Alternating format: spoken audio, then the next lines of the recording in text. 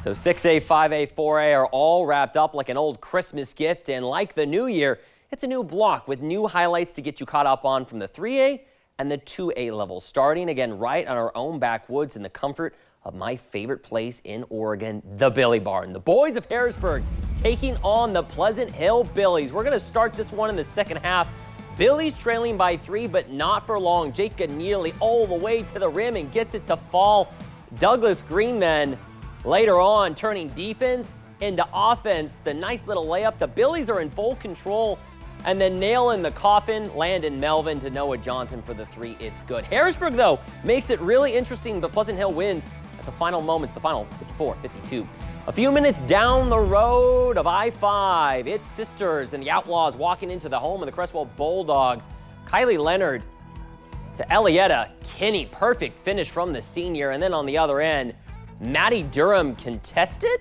Doesn't matter. The Outlaws keeping things close. Shortly later, for Brenna Brent from the corner, it's good. The Outlaws get the dub. The final from Crestwell, 45-39. Heading down to the home of the Falcons, Elmira Lapine, both looking to snap a single-game losing streak. Falcons shooting from the three-point line early and often. Carson Adams kicks it out beyond the arc. Bullseye. The Hawks respond, though. Seconds later, Davy Taylor to Dane Wilkinson finds Justin Russo-Reitman. No hesitation, sinks in the 3. Gavin Groover then tries to respond but comes up short. Falcons grab the rebound. Caden Garcia reloads. Clock it. Nothing but net. The Falcons get their first league win of the season. The final, a blowout, 66-29. Elmira heading out to the Cobra Dome. Central Lynn hosting Cross Hill Christian. We're going to begin in the third. Central Lynn trailing by 6. Janie Neal finds Ruby Nielsen. Cobras cut the lead to 4. Fast forward. Nice ball movement down low. Coley Rupp finds Casey Jauduma through the back door. Cross Hill stays in front. Then later in the third, Addie Wolf. How about the vision? Finds the open player in Georgia Wall, who knocks it down, but the Eagles just too strong down low. Jauduma in the paint. A walking bucket. Cross Hill Christian gets the close dub on the road, 52-50 from the Kroger Dome. The final.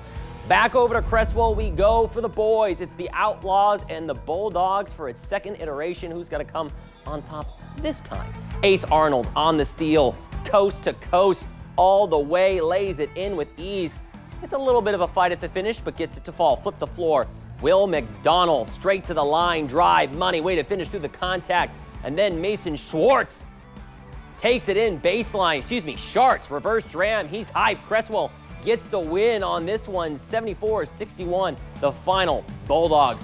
Going back to Elmira, the Falcons hosting Lapine once again. Both teams looking for their first league win. Michaela Johnstone taking the ball up court, crosses it over to her left and drives straight to the bucket.